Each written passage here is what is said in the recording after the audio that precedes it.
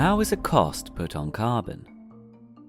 Greenhouse gas emission values, also known as carbon values, represent the monetary value of 1 tonne of carbon dioxide equivalent.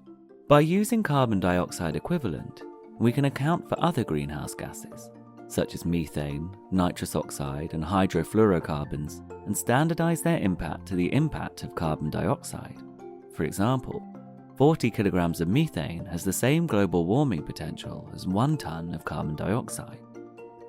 There are 2 main ways to put a value on carbon. The first is by calculating its social cost.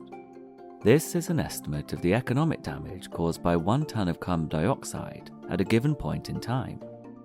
The second way to put a value on carbon is by calculating its mitigation cost. This models the cost of achieving a certain emissions reduction target at the lowest price. Each year, the cost of carbon gets higher, as the impact of 1 tonne of carbon is proportional to the concentration of greenhouse gases in the atmosphere. But why does this matter for businesses? Consider the following example. The chair company aimed to reach net zero by 2050. One way they will achieve this is by improving the efficiency of their factory. They wish to replace their old sander, which they have identified as a large consumer of energy. They have 2 options.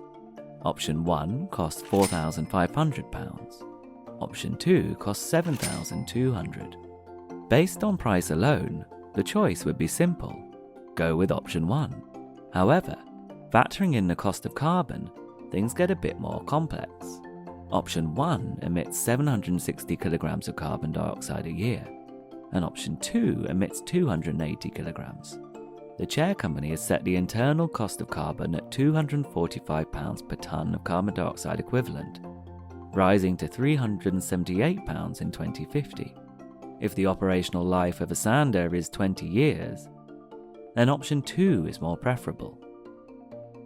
By setting an internal cost of carbon, businesses can ensure that the climate is accounted for in all decisions.